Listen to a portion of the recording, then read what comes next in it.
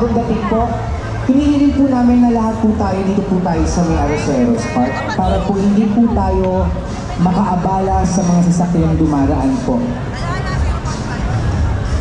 Ipakita po natin ang suporta natin sa ating mahal na Yorme na hindi po tayo nakakaabala, kaya pakiluwagan lang po ang daanang ito. Maaari po tayo sa loob po ng Arroceros Park. Maraming salamat po.